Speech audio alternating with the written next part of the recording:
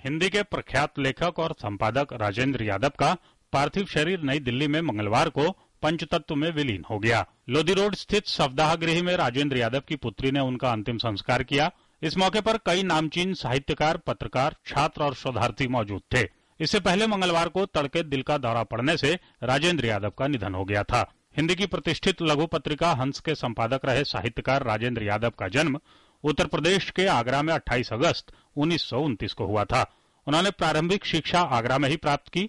वर्ष 1949 में उन्होंने स्नातक, फिर 1951 में स्नातकोत्तर की डिग्री हासिल की। उनके परिवार में उनकी लेखिका पत्नी मन्नू भंडारी और एक बेटी है।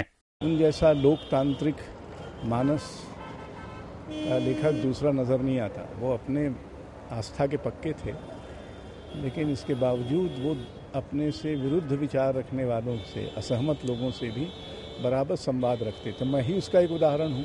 साहित्य सम्राट प्रेमचंद की विरासत और मूल्यों को सहेजने के इरादे से राजेंद्र यादव ने प्रेमचंद की पत्रिका हंस का 1986 में पुनर्प्रकाशन आरंभ किया और साहित्यिक मूल्यों को एक नई दिशा दी।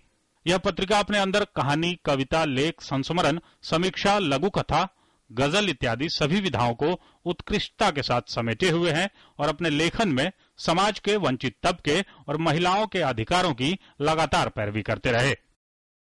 दलित विमर्श की भी कुछ पत्रिकाएं निकली हैं, लेकिन जिसको कहें कि असरदार जो भूमिका होनी चाहिए कि गैर दलित होते हुए भी दलितों का और स्त्रियों का इन दो आंदोलनों का नेतृत्व एक तरह से राजेंद्र यादव ने किया है। तो इस दौर की जो मांग है, जो समाज में पिछड़े हुए दलित हैं, शोषित हैं, उन लोगों की आवाज़ उठाने वाला हंस था।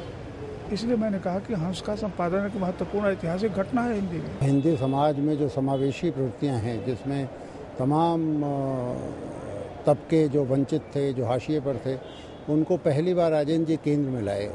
प्रेत बोलते हैं, उखड़े हुए लोग, 1 इंच मुस्कान और कुल्टा उनके प्रमुख उपन्यास हैं। इसके अलावा उनकी कई कहानी संग्रह भी प्रकाशित हुई।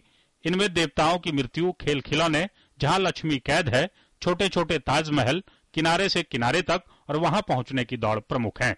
कमलेश्वर और मोहन राकेश के साथ उन्होंने नई कहानी आंदोलन की शुरुआत की। उनके मशहूर उपन्यास सारा आकाश पर बाद में बासु चटर्जी ने फिल्म भी बनाई।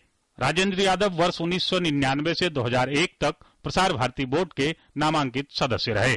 सहमति और असहमति के दायरों के बीच मेरी, तेरी और उसकी बात के जरिए संवाद की गुंजाइश बनाने वाले राजेंद्र यादव का पार्थिव शरीर पंचतत्व में विलीन हो गया। इसके साथ ही नई कहानी का एक और पुरोधा साहित्य और समाज को छोड़कर दूर चला गया। सारा आकाश का सूरज क्षितिज में विलीन हो गया। कैमरामैन आलोक गुप्ता के साथ संदीप झा, डीडी न्यूज, दिल्ली।